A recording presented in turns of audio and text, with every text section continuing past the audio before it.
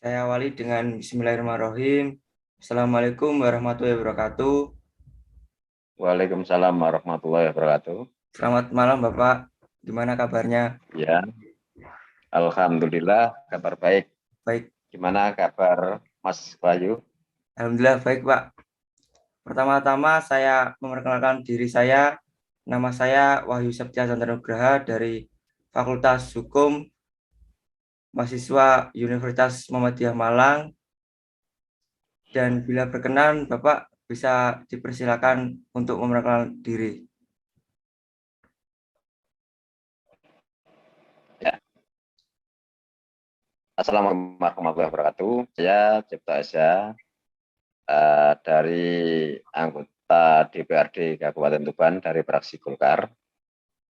Dan terima kasih Mas Bayu saat ini sudah sharing bersama, kita belajar bersama.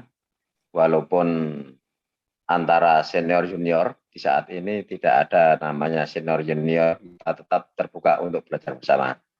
Baik Pak. Ya, langsung aja, apa keinginan Mas Bayu?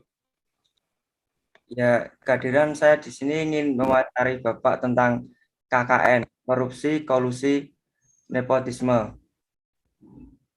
Dan yang saya tanyakan itu apa yang Bapak ketahui tentang korupsi, kolusi, nepotisme?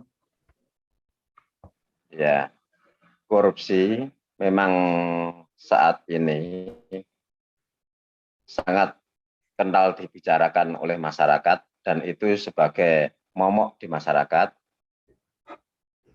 Dan kolusi, nah itu pun seperangkat antara bagaimana langkah jurus kita untuk melangkah di hal yang tidak kita inginkan, karena antara korupsi, kolusi, dan nepotisme adalah satu rangkaian atau mata rantai yang tidak terpisahkan dalam hal saat merugikan untuk bertata negara dan berbangsa.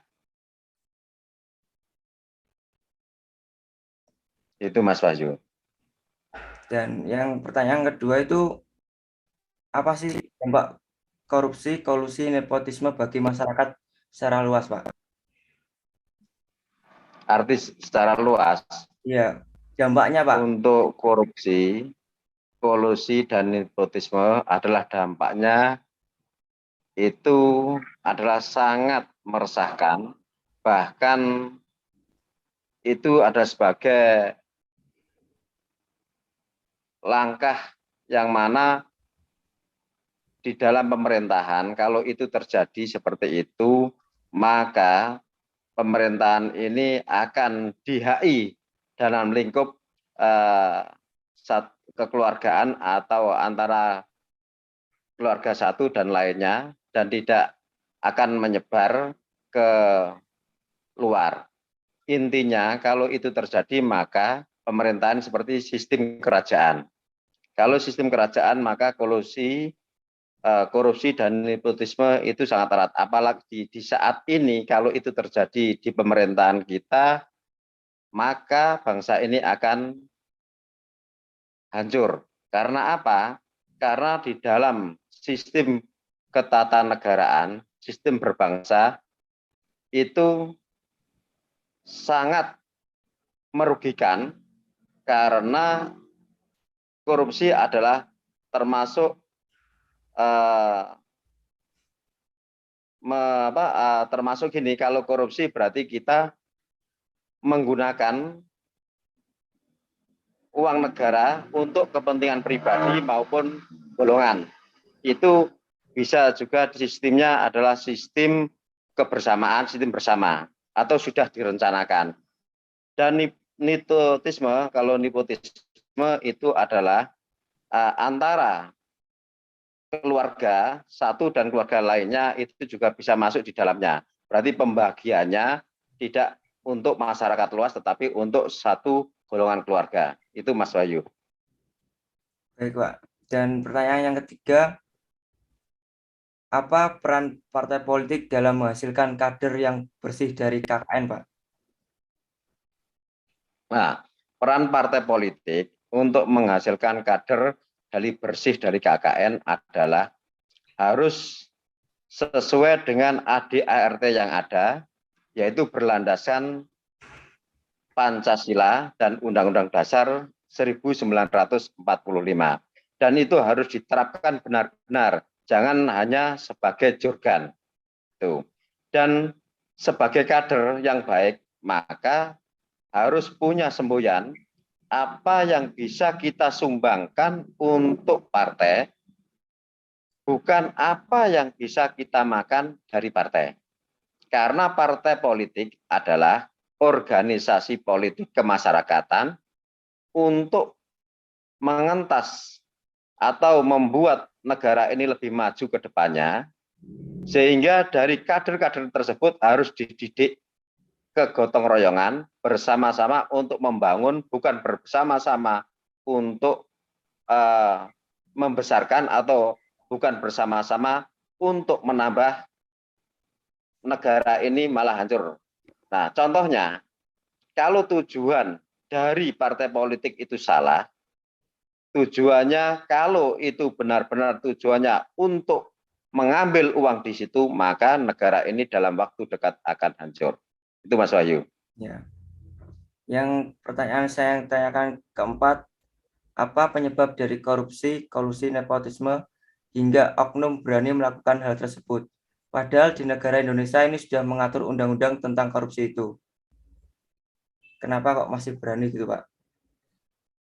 Gini Mas Wahyu, sebetulnya kejahatan terjadi itu semata-mata bukan niat pelakunya, tetapi ada kesempatan.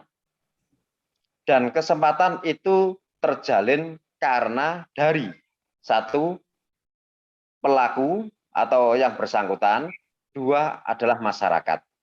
Contoh, kalau kita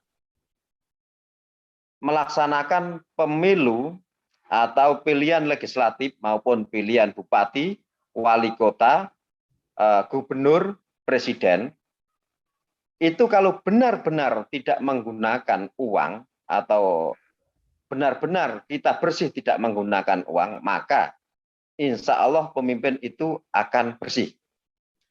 Akan tetapi sebaliknya, kalau mulai awal dalam melaksanakan pilihannya, masyarakat sendiri tidak mau memilih bila tidak dikasih uang atau sebangsa apapun yang sama dengan itu, maka akan terjadi di sana adalah money politik. Sedangkan money politik tidak diperbolehkan. Akan tetapi masyarakat sendiri tidak mau berangkat. Banyak kecenderungan tidak mau berangkat ke TPS bila mana tidak ada ganti bekerja setengah hari. Itu masalahnya. Dan di dalam ini, kalau ini dilakukan, maka oknum-oknum tersebut, dia kalau terpilih akan bagaimana caranya agar kos dari pengeluaran itu bisa kembali. Itu yang membuat oknum-oknum itu memikirkan hal seperti itu, Mas Wahyu. Baik, Bapak. Yang terakhir saya mau tanya, saya mengambil contoh dari kasus korupsi penggandaan KTP elektronik di Indonesia.